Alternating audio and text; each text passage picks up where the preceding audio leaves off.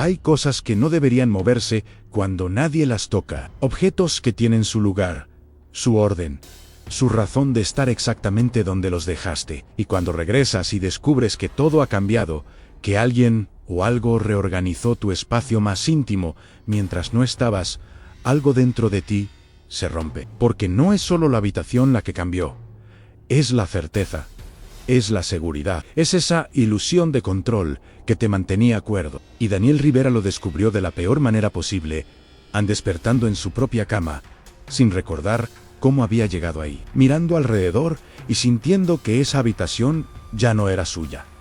Los muebles estaban en posiciones diferentes, los cuadros colgaban en otras paredes, sus libros, organizados durante años por orden alfabético, ahora seguían un patrón que él no reconocía. Y lo más perturbador, todo estaba impecablemente limpio, perfectamente ordenado, como si alguien hubiera pasado horas cuidando cada detalle con una dedicación enfermiza. Pero esto no empezó esa mañana, empezó mucho antes. Y la única forma de entender lo que realmente sucedió es ir hacia atrás, retroceder día tras día hasta el momento exacto en que todo comenzó, hasta la noche en que Daniel dejó de estar solo en su apartamento sin saberlo, hasta el instante preciso en que cruzó una línea invisible y activó algo que llevaba años esperando ser despertado. Porque hay historias que solo tienen sentido cuando las cuentas al revés, cuando empiezas por el final y desconstruyes cada pieza hasta llegar al origen.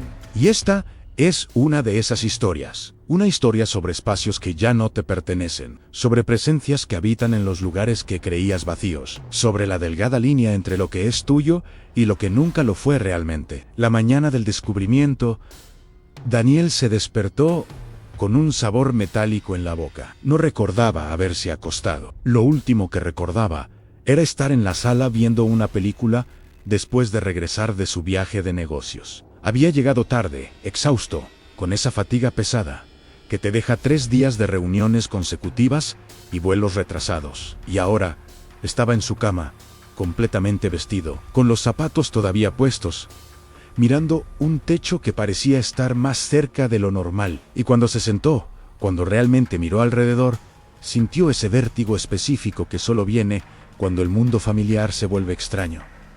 La cama estaba en otra pared. El armario había sido movido. El espejo, que siempre estuvo frente a la ventana, ahora reflejaba la puerta del baño desde un ángulo imposible. Y no era desorden, era reorganización meticulosa.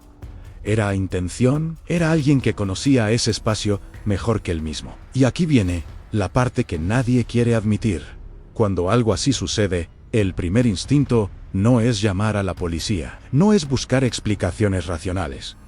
El primer instinto es dudar de ti mismo, pensar que tal vez lo hiciste tú, que tal vez tuviste un episodio que no recuerdas, que tal vez la fatiga te hizo hacer cosas que tu mente consciente bloqueó. Porque aceptar que alguien entró en tu espacio más íntimo, movió tus cosas, te observó dormir, es aceptar una vulnerabilidad que destruye cualquier sensación de seguridad. Es admitir que nunca estuviste realmente a salvo, que las cerraduras son ilusiones, que las paredes no protegen nada. Y Daniel pasó las primeras 3 horas intentando convencerse de que él mismo había reorganizado todo en un estado de sonambulismo. Pero había un problema. Él nunca había sido sonámbulo. Y más importante aún, no tenía la fuerza física para mover solo esos muebles pesados. Entonces empezó a buscar evidencias, cámaras de seguridad del edificio. Pero el sistema había estado en mantenimiento justo esa noche. ¿Coincidencia conveniente?, preguntó a los vecinos.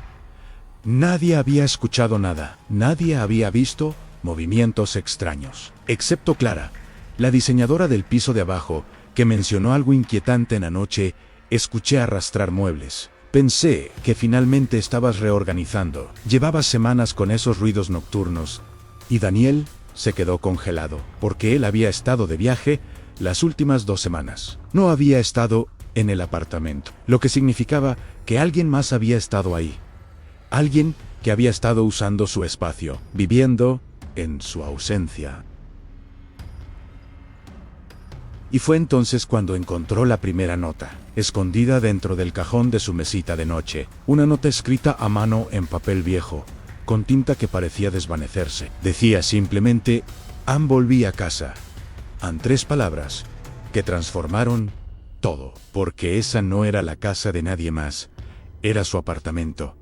Lo había comprado hace 4 años. Lo había amueblado desde cero. Había escogido cada objeto, cada color, cada detalle, y sin embargo, alguien afirmaba haber vuelto a casa, como si Daniel fuera el intruso, como si él fuera quien había invadido un espacio que no le correspondía. Y esa inversión de roles, esa sensación de ser el extraño en tu propio hogar, fue cuando el verdadero terror comenzó. Porque si alguien considera ese lugar su casa, ¿qué tan lejos está dispuesto a llegar para reclamarlo? Pero para entender cómo se llegó a ese punto, para comprender quién dejó esa nota y por qué, necesitamos retroceder.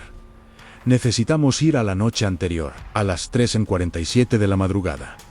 Para ser exactos, el momento en que Daniel, en su sueño profundo inducido por algo que él no sabía que había ingerido, escuchó por primera vez el sonido.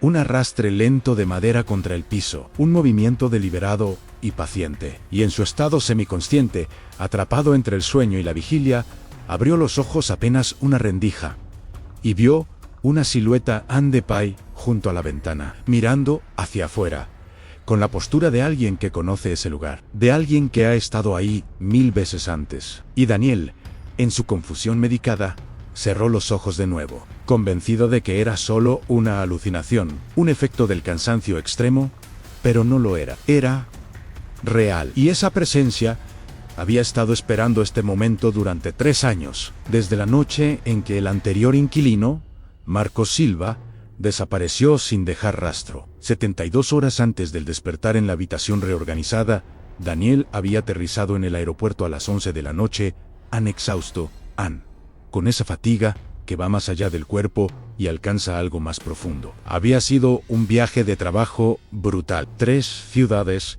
en 5 días. Presentaciones consecutivas a clientes exigentes. Y lo único que quería era llegar a casa, darse una ducha caliente y dormir durante 2 días seguidos. Tomó un taxi. El conductor intentó hacer conversación sobre el clima, sobre política, sobre cualquier cosa, pero Daniel solo emitía respuestas monosilábicas, no por maleducado, sino porque su mente ya estaba en piloto automático, anticipando la comodidad de su cama, la familiaridad de su espacio, la paz de estar finalmente solo después de días rodeado de gente. Llegó al edificio pasada la medianoche. Las calles estaban vacías. Esa quietud específica de las grandes ciudades en horas muertas. Subió en el elevador, sintiendo el peso de la maleta que arrastraba. Y cuando abrió la puerta de su apartamento, algo se sintió diferente no visualmente. Todo parecía estar en su lugar, pero había una sensación en el aire, como cuando entras a un lugar y sabes que alguien estuvo ahí hace poco. Un cambio sutil en la temperatura, un olor que no logras identificar, pero que tu cerebro reconoce como extraño. Daniel lo atribuyó a haber estado fuera tanto tiempo, a que los espacios cerrados desarrollan su propia atmósfera cuando no hay nadie respirando en ellos. Dejó la maleta en el pasillo. No tenía energía ni para desempacar. Se quitó los zapatos dejó caer en el sofá. Y fue entonces cuando vio el vaso. Un vaso con agua, a la mitad, en la mesa de centro. Y Daniel se quedó mirándolo fijamente, intentando recordar si lo había dejado ahí antes de irse. Pero no estaba seguro de que había limpiado todo antes de su viaje. Siempre lo hacía. Era obsesivo con dejar el apartamento impecable antes de cualquier ausencia. Entonces tomó el vaso. ¿Lo olió? Era solo agua. Agua del grifo, por el sabor levemente metálico. Nada extraño, nada sospechoso. Y en su estado de agotamiento extremo, decidió que probablemente lo había dejado ahí, en el apuro de la salida. La mente humana es experta en racionalizar lo irracional cuando está demasiado cansada para procesar alarmas. Bebió el resto del agua, y esa fue su primera equivocación, porque ese vaso no había estado ahí por accidente. Había sido colocado específicamente en esperando a Ann con algo disuelto en el líquido que garantizaría que Daniel durmiera profundamente. Tan profundamente que no despertaría con los sonidos de muebles siendo arrastrados, con puertas siendo abiertas, con alguien moviéndose por su habitación como si fuera suya. Si vamos aún más atrás, Una semana antes de ese regreso, mientras Daniel estaba en su segundo día de viaje presentando proyectos arquitectónicos en otra ciudad, algo sucedió en su apartamento. Clara, la vecina de abajo, escuchó ruidos. No eran ruidos violentos. No era alguien rompiendo cosas, era movimiento constante, como si alguien estuviera haciendo limpieza profunda, reorganizando, y ella asumió que Daniel había regresado temprano de su viaje. Incluso consideró subir a saludarlo, pero era tarde, y ella tenía una entrega de diseño al día siguiente, así que solo anotó mentalmente preguntarle, después, cómo había ido el viaje. Pero Daniel no había regresado. Daniel estaba a 2000 kilómetros de distancia, cenando con clientes, completamente ajeno a que su apartamento estaba siendo habitado por alguien que se movía con la confianza de quien conoce cada rincón.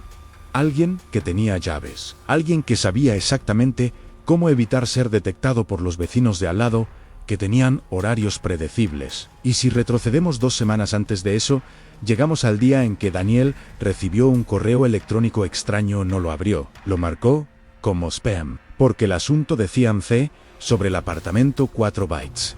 Información importante del anterior inquilino. Daniel vivía en el 4 bytes. Y sí, había habido un inquilino anterior a eso, lo sabía, pero nunca investigó los detalles. Solo supo por la inmobiliaria que el apartamento había estado vacío durante 6 meses antes de que él lo comprara. Precio excelente en demasiado bueno. De hecho, pero Daniel estaba buscando urgentemente, y el lugar era perfecto, en ubicación, en tamaño, en distribución. No hizo muchas preguntas. Firmó, pagó, se mudó, y durante 4 años vivió ahí sin incidentes, sin problemas, sin nada que indicara que ese espacio tenía una historia oscura. Pero ese correo electrónico que nunca abrió contenía toda la información que necesitaba. Contenía la advertencia que podría haberlo salvado de lo que estaba por venir. Y ahora, ese correo estaba enterrado en su carpeta de spam, junto con ofertas de préstamos y publicidad de productos que nunca compraría. 3 semanas antes del viaje de Daniel, Clara notó algo extraño en el pasillo del edificio. Siempre subía las escaleras en lugar de usar el elevador en rutina de ejercicio. Y una noche, alrededor de las 2 de la madrugada, cuando regresaba de trabajar tarde en su estudio, vio luz saliendo por debajo de la puerta del 4 bytes. Luz tenue como de velas. Y escuchó música muy baja, casi imperceptible. Una melodía antigua que no logró reconocer, pero que le generó una incomodidad inmediata. Y lo extraño era que Daniel nunca escuchaba música a esas horas. Daniel era metódico en C, dormía temprano, mantenía horarios así que Clara asumió que tal vez tenía visita, tal vez una cita, tal vez finalmente estaba saliendo con alguien después de los años de soledad obsesiva que ella había observado desde su llegada al edificio. No le dio mayor importancia, siguió a su apartamento. Se durmió, y olvidó el incidente. Pero si hubiera tocado la puerta, si hubiera verificado, si hubiera confiado en ese instinto que le decía que algo estaba mal, todo habría sido diferente. Porque Daniel no estaba en casa esa noche. Daniel estaba en una cena de trabajo hasta las 4 de la madrugada, lo que significaba que alguien más estaba en su apartamento. Alguien que encendía velas, que escuchaba música, que habitaba el espacio como si le perteneciera. Y nadie lo detuvo. A nadie hizo preguntas. Nadie investigó. Un mes antes de todo esto, Daniel había notado pequeñas cosas fuera de lugar. Nada dramático. Una taza que estaba seguro de haber guardado, pero que apareció en el fregadero. Un libro que recordaba haber dejado en la mesita de noche, pero que estaba en el estante. Pequeñas discrepancias que atribuyó a su propia distracción, a las largas horas de trabajo, al estrés que estaba acumulando con los proyectos pendientes. La mente humana es increíblemente eficiente, racionalizando anomalías cuando la alternativa es aceptar que algo está terriblemente mal. Y Daniel no era diferente. Prefirió creer que estaba perdiendo la memoria, que necesitaba vacaciones, que debía reducir el consumo de cafeína. Cualquier explicación era mejor que admitir la verdad. Alguien tenía acceso a su apartamento, alguien estaba entrando cuando él no estaba. Y a veces, cuando él sí estaba, pero dormía. Y ese alguien estaba preparando algo, construyendo hacia un momento específico, hacia la noche en que finalmente reclamaría lo que consideraba suyo. Y esa noche había llegado, y Daniel había despertado en una habitación que ya no reconocía como propia, en un espacio que había sido transformado para reflejar la mente de otra persona, de alguien que llevaba 3 años esperando regresar. 6 semanas antes de que Daniel descubriera la habitación cambiada, algo crucial sucedió que nadie vio, pero que explica todo. Una tarde lluviosa de jueves, el administrador del edificio recibió una visita, un hombre de mediana edad, bien vestido, con una sonrisa educada y un portafolio de cuero bajo el brazo. Dijo llamarse Roberto Andrade y ser inspector de la compañía de seguros del edificio. Necesitaba revisar algunos apartamentos por actualización de pólizas en trámite rutinario. El administrador, nuevo en el puesto y poco familiarizado con los protocolos, no verificó las credenciales. No llamó a la compañía para confirmar, simplemente entregó copias de llaves temporales de varios apartamentos, incluyendo el 4 bytes. Y ese hombre, que no era inspector de nada, subió metódicamente a cada piso, fotografió cada cerradura, tomó notas detalladas y regresó las llaves 1 hora después, agradeciendo la colaboración. 2 días más tarde, Daniel notó arañazos nuevos en su cerradura, pequeños en casi imperceptibles. Los atribuyó al uso normal. Nunca imaginó que eran marcas de alguien haciendo copias no autorizadas, de alguien que acababa de obtener acceso ilimitado a su espacio más íntimo. Y ese alguien era paciente, terriblemente paciente. No actuó de inmediato. Primero observó, aprendió los horarios de Daniel, sus rutinas en sus ausencias. Y solo cuando estuvo completamente seguro de poder moverse sin ser detectado, comenzó las visitas nocturnas. 2 meses antes, si retrocedemos aún más en esta cronología inversa, Clara había conocido brevemente al anterior inquilino del 4 bytes. Fue un encuentro casual en el elevador. Ella acababa de mudarse al edificio. Él estaba saliendo con una caja grande y tuvieron una de esas conversaciones superficiales que tienen los vecinos. Él mencionó que se estaba mudando, que había conseguido una oportunidad laboral en otro país, que todo había sido muy repentino, y Clara, siendo amable, le deseó suerte. Anel sonrió, una sonrisa extraña que ella no supo interpretar en ese momento, y dijo algo que solo tendría sentido años después. Este lugar tiene memoria. Los lugares siempre recuerdan a quienes los habitaron primero, y eventualmente reclaman lo que es suyo. Clara Rion pensó que era una broma, una frase poética de despedida. Pero él no estaba bromeando. Él sabía algo, había experimentado algo en ese apartamento que lo había cambiado. Y su mudanza no había sido por oportunidad laboral, había sido escape, había sido huida, había sido la única forma que encontró de romper con algo que lo estaba consumiendo. Pero lo que él no sabía era que lo que habitaba ese espacio no lo dejaría ir tan fácilmente, que seguiría sus pasos, que esperaría el momento exacto para regresar. Y ese momento había llegado cuando Daniel, inocente y desprevenido, firmó los papeles de compra y se convirtió en el nuevo custodio involuntario de algo que nunca debió ser perturbado. 3 meses atrás, la inmobiliaria que vendió el apartamento a Daniel recibió una llamada anónima, una voz masculina preguntando quién había comprado el 4 bytes. La recepcionista, siguiendo protocolos de privacidad, se negó a dar información a la voz.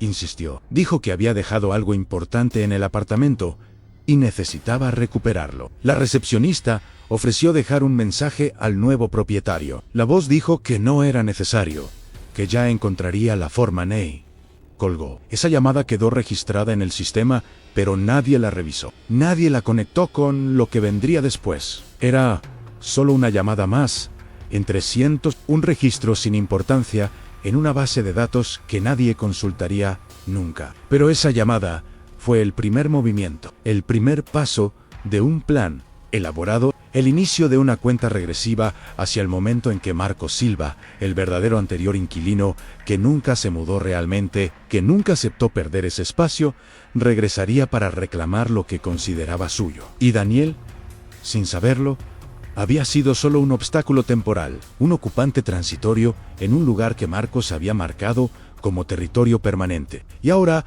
después de 3 años de preparación, de observación, de planificación meticulosa, Marcos finalmente había ejecutado su movimiento. Había reorganizado la habitación no por maldad gratuita, sino como declaración, como mensaje, como forma de decir: este siempre fue mi espacio. Tú solo estabas viviendo en mis recuerdos. Y cuando Daniel finalmente entendió todo esto, cuando conectó cada pieza de esta historia, contada al revés, cuando revisó las cámaras de seguridad de las semanas anteriores y vio la figura entrando, repetidamente, a su apartamento con llaves propias, moviéndose con familiaridad absoluta, sentándose en su sala como si fuera suya, cuando leyó los informes de desaparición de Marcos Silva, que nunca fueron resueltos, cuando descubrió que Marcos nunca había abandonado realmente el edificio, sino que había estado viviendo en los espacios muertos, en el sótano, en áreas de mantenimiento,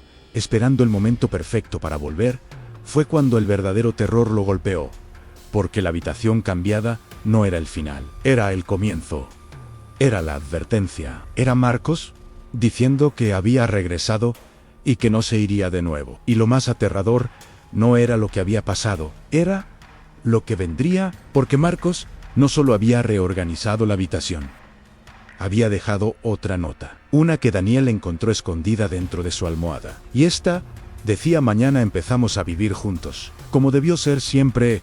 Y ahí está Daniel, ahora, con todas las piezas del rompecabezas finalmente ensamblada, con la historia completa contada de atrás hacia adelante, revelando una verdad que es peor que cualquier misterio. Porque el misterio al menos deja espacio para la esperanza, para la posibilidad de que las cosas no sean tan malas como parecen. Pero la verdad es brutal, es definitiva. Es saber que alguien ha estado observándote durante meses, que ha estado en tu espacio mientras dormías, que conoce cada detalle de tu vida, que ha decidido que tú eres el intruso y él es quien tiene derecho a estar ahí. Y la pregunta que ahora atormenta a Daniel, la pregunta que no lo deja dormir, que lo hace revisar cada rincón de su apartamento, cada noche, que lo tiene considerando mudarse pero temiendo que Marcos simplemente lo siga a donde sea que vaya, es esta. ¿Qué hace cuando la persona que invadió tu vida decide que ya no quiere esconderse? ¿Qué hace cuando el fantasma que pensabas imaginario resulta ser de carne y hueso y tiene llaves de tu puerta? Y más importante aún, ahora que Daniel sabe toda la historia contada al revés, ahora que entiende cómo llegó a este punto, ¿será suficiente ese conocimiento para salvarlo de lo que Marcos tiene planeado para las noches que vienen? Porque la habitación cambiada fue solo el primer acto. Y Marcos, paciente y metódico como siempre, ya está preparando el segundo. Y esta vez, Daniel estará despierto para verlo. O al menos, eso es lo que él cree. Pero Marcos siempre ha estado 3 pasos adelante. Y tiene un plan para eso también. Un plan que convierte el apartamento de Daniel en una trampa de la que no hay escape. Una trampa que se activó el momento exacto en que Daniel bebió de aquel vaso de agua y cerró los ojos sin saber que cuando los abriera de nuevo, su vida, tal como la conocía, habría terminado. Y en su lugar, quedaría solo esta pregunta resonando en las paredes reorganizadas.